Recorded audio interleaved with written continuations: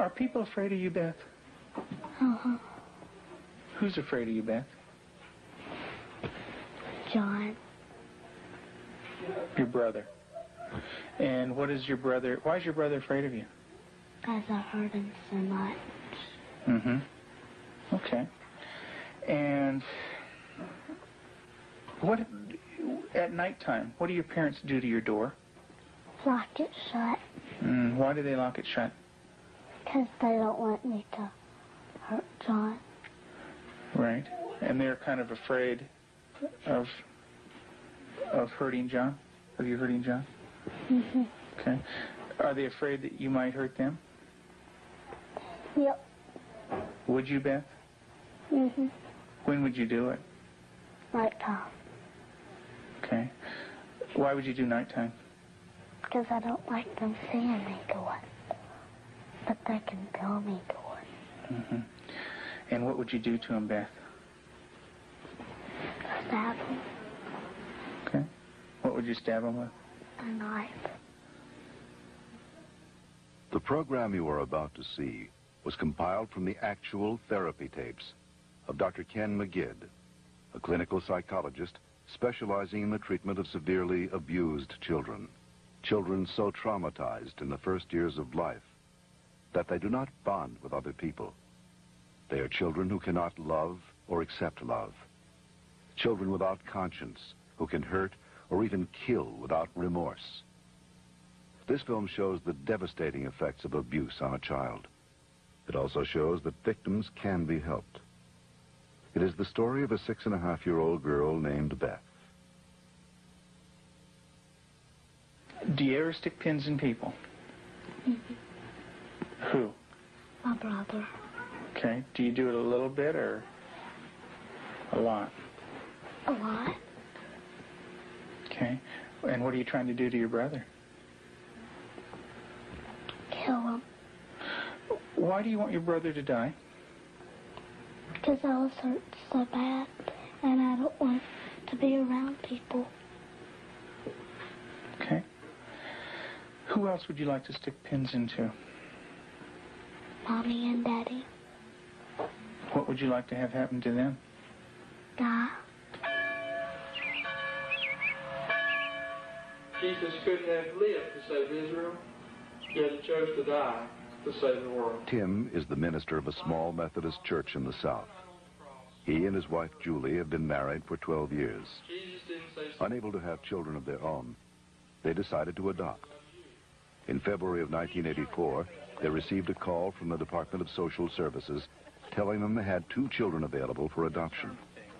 They were told that Beth, 19 months old, and her brother Jonathan, 7 months old, were normal and healthy. We did not need children to make our lives complete. We felt secure in ourselves and secure in our relationship, but we wanted to share that with somebody else. And we felt like we had a lot to pass on to a child, and that was what we really wanted to do. And when the phone call came, it was like, at last it's here. And it seemed like a miracle. It had happened so quick. We'd heard of couples having to wait 5, 10 years on a child, and here we had 2 young children.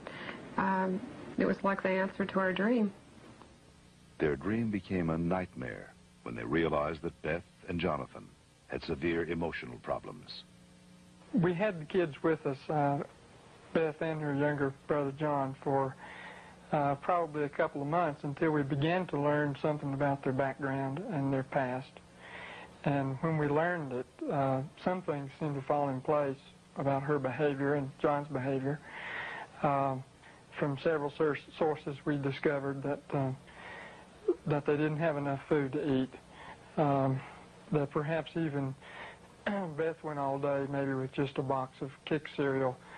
John himself was found in a bassinet with little patches of urine all over it and a dirty diaper and a couple of bottles at his feet that had curdled milk, and the back of his head was completely flat.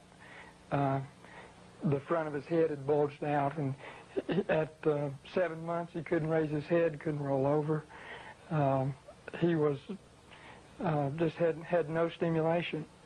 And we think perhaps that had happened to Beth, and it wasn't very long until she began showing some signs of perhaps even some abuse. There was a nightmare that she had, and the nightmare was about a man who was falling on her and hurting her with a part of himself. Tell me about your birth father. What was that nightmare like? When he touched my vaginas Okay. until it bled, hurt it a lot until it bled, and wouldn't feed me a lot. He'd hit on me, wouldn't be very nice to me. How old were you? 1. And in your nightmare, what happens? I get real scared. Where are you in the nightmare? What happens in the dream? I'm in the house, upstairs. And then what happens, Beth? When he comes upstairs and, hurts. How do you feel when you talk about this? Scared. Where's your birth father? What's he doing? He's right there, and there's his hand. His hand's right there. Where? Right there. You can't hardly see it because it's green. What's it touching? My vaginas. And what is your birth father doing? Hurting it. Your face looks sad. Can you tell me about that? It's crying because there's dots of the tears.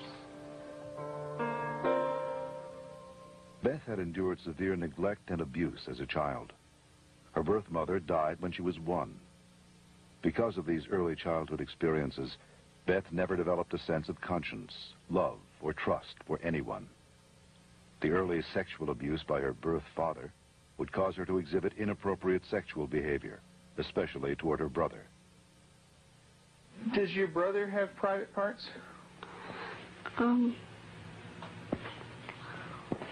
Yeah. Yeah? What is his private parts? Penis and butt. And what do you do with your brother, with his private parts, Beth? I heard it. Tell me about it. What do you do? Well, I pinch it, squeeze it, kick it. When you do things to your brother's private parts, what does he say? Stop. Okay, tell me that. Well, he says stop, but I don't stop. Do you hurt him? A lot. Okay. And would you like to do that to other boys? When I caught her with Jonathan one morning, she was molesting him. He was crying and his pants were down, and I said, Beth, what's happening? And she said, I pulled his penis and put my finger up his anus. And I said, didn't he say to stop? And she said, yeah, he did. And I said, did you? And she said, no. Have you ever rubbed your private parts? Do you do it a lot? A lot. How much do you do that? Not every single day in Lexington. I did it every single day until it got real bad and messed up, and I had to go to the doctor, and I did not like it. What do you mean by real bad? Well, it looked real raw, got all kinds of boo-boos on it, germs, a lot of stuff on my hand. And it bled? She started to masturbate at inappropriate times. I remember one time, specifically, when we were at the hospital waiting for Tim to come out. He was there visiting. And Beth and John were in the back seat, and I turned around, and she had her legs spread and was masturbating in a public parking lot. And I had tried to explain to her numerous times before that that's private area. You don't do it in public places. And gone over that with her, and and it never seemed to faze her. And Julie, how often would your daughter masturbate? daily, constantly. Do you have animals, Beth? 4 of them. Can you tell me their names? Clyde, Shuggy, Darcy, and Annie. And Daddy said a day ago that there was a stray cat who did not have a home, so Daddy was taking care of it and took it to the vet when he had his flight to go. And what do you do to the animals, Beth? Stick them with pins. Do you stick them a little bit or a lot? A lot. What are you trying to do to the animals, Beth? Kill them. What do they do when you stick them with the pins? Well, Annie cries. She's a dog. She got baby birds down out of the nest, and we thought maybe she was just curious. So we explained that she could hurt them, put them back, and went through a whole sitting down and talking to her about the problem of it. And the next day we went out to check the baby birds, and they were on the ground dead with their necks broken. Let's talk about what happened once when you were smaller, when you found some baby birds in a tree. What did you do then? I took them out. Mm-hmm. And what did Mom say to you? That the mother will not come back if somebody touches her baby. Mm-hmm. Are the baby birds kind of small? Can you describe them for me? Well, they don't have their eyes open, but they can hear me, and they look up. Are they kind of helpless? Little baby birds? Can they fly? No. Can they run away?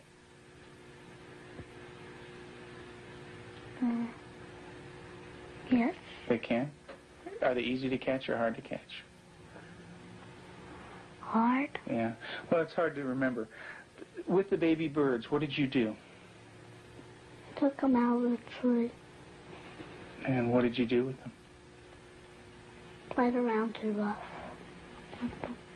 Also, when at the end, I picked it up and I thought it was Dad, and I came to say, Mommy, is this bird dead? And she said, she called Daddy and said, Tim, and Daddy came and, I think I remember that they said yes. Mm-hmm. And so did the little baby birds die? I don't know. You don't remember?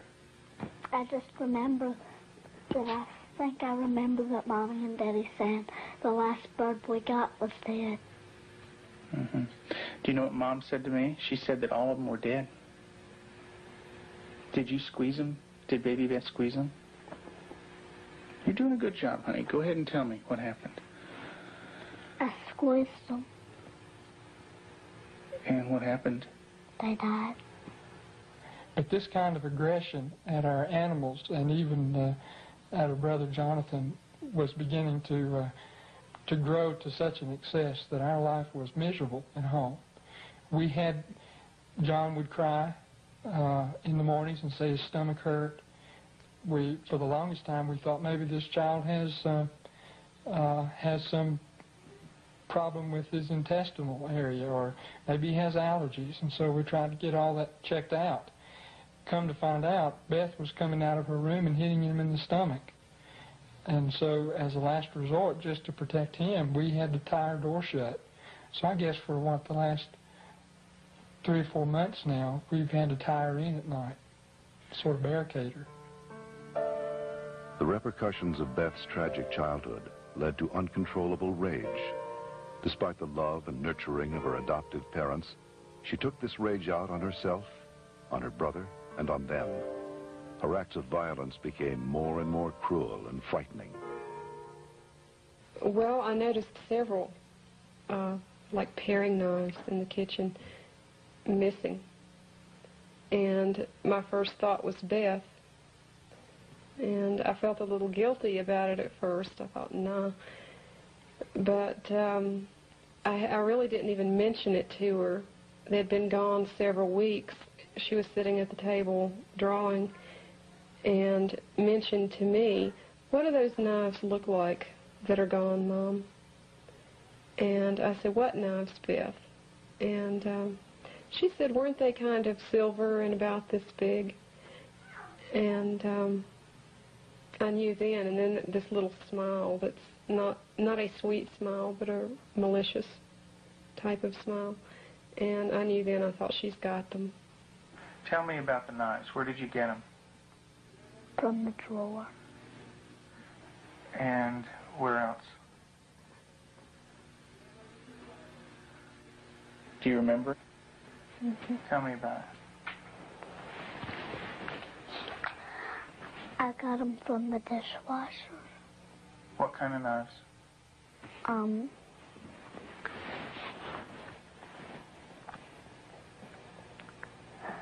Big sharp ones. And what do you want to do with those knives? Kill John and Mommy with them, and Daddy. And when Mommy asks you about where the knives are, what do you say? I don't know where they are. What did you think she might do with the knives? My first thought was Jonathan. And the reason we thought that was that she had, by this time, she had tried to kill John on several occasions and openly admitted that. In the basement, she was hitting his head against a cement floor. I heard his screams and ran down and had to literally pull her hands off, and she looked wild-eyed. Did you get real mad at him? Did you hit his head real hard? Tell me about it. How many times did you do it? A lot? Mm-hmm. What was the floor like? Cement. And what happened to your brother? Tell me about it. His head hurt real bad, but his chin, he had to have stitches in it. Could you stop? Use your words, Beth. No. Okay. What was your brother doing when you were doing this? Playing with the toys. Okay. Was he asking you to stop when you were doing it? What was he saying? He was saying, "Beth, stop." And what did you do? I didn't stop. I just kept on hurting him. What were you thinking when you were doing that? Thinking of killing him. How did you stop? What made you stop? When I heard Peter walking across the kitchen. Mm-hmm. It made me stop because I thought Mommy and Daddy were coming. Okay. Did Mommy come? What did she do? She sent me to my room. Okay.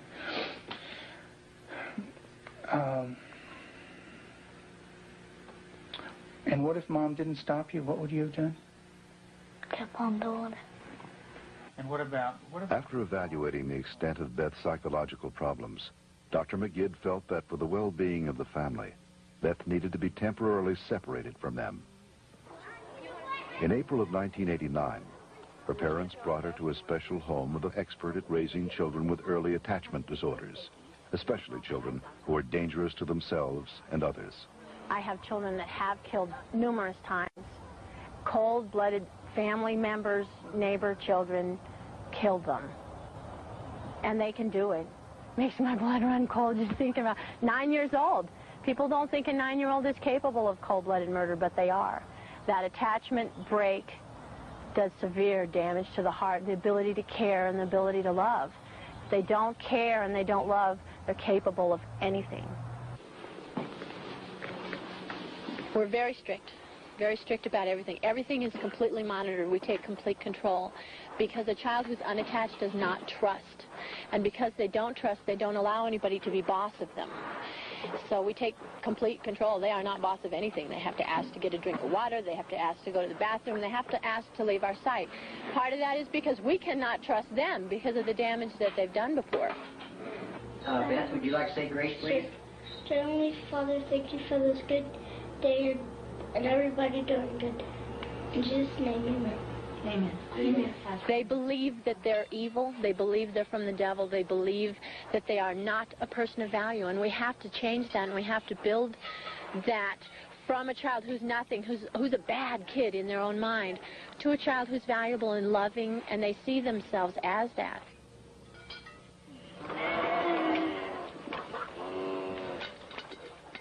You don't have to bite this. When they do a chore well, we can say, you did a good job, you're a good worker. And then it just builds that self-esteem little by little so that they change the way that they see themselves.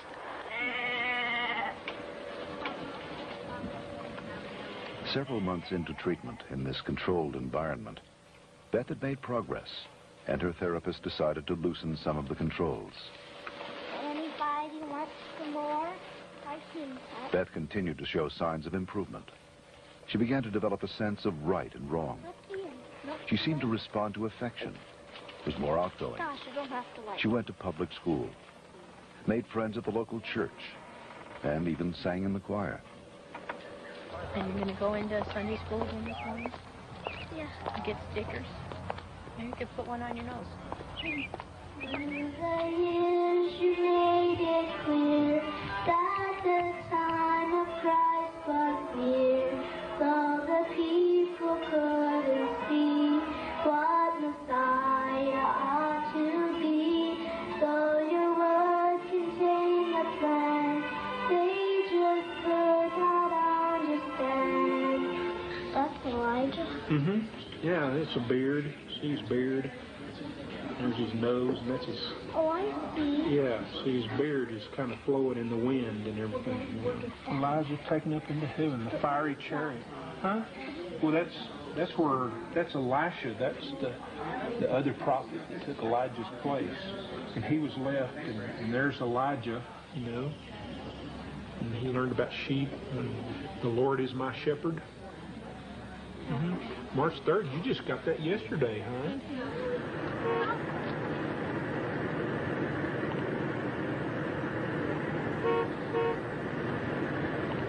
In the beginning, we couldn't trust her with anything. She was locked up at night. We had alarms on the door at night so she wasn't sneaking around doing things with the other children. We don't worry about that anymore. There's no alarm on her door at night now. She sleeps in the same room with my own daughter, and I trust her that much.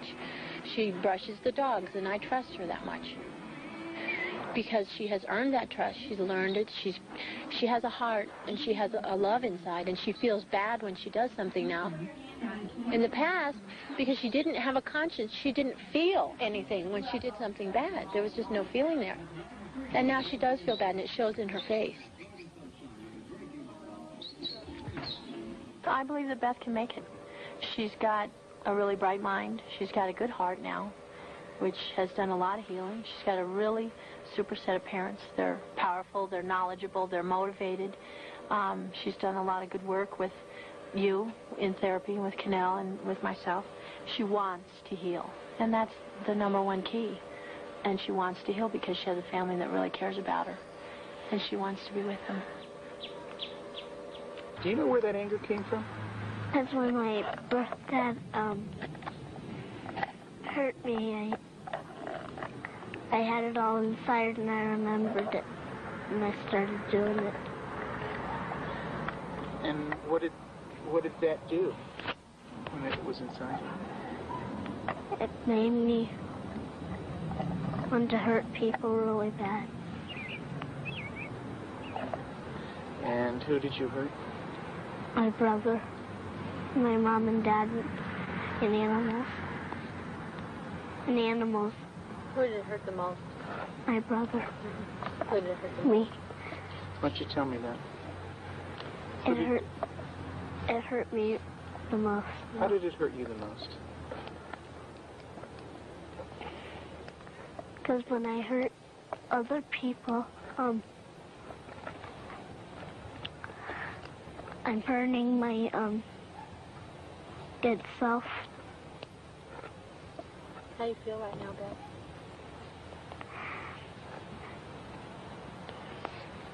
Sad. It's kind of tough to talk about, isn't it? Yeah. It is.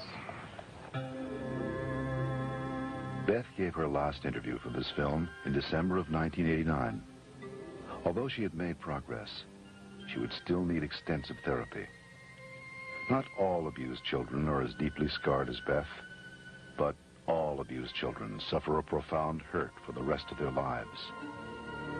The road to recovery is long and hard for the abused child. There are more than 1 million new victims of child abuse in America every year.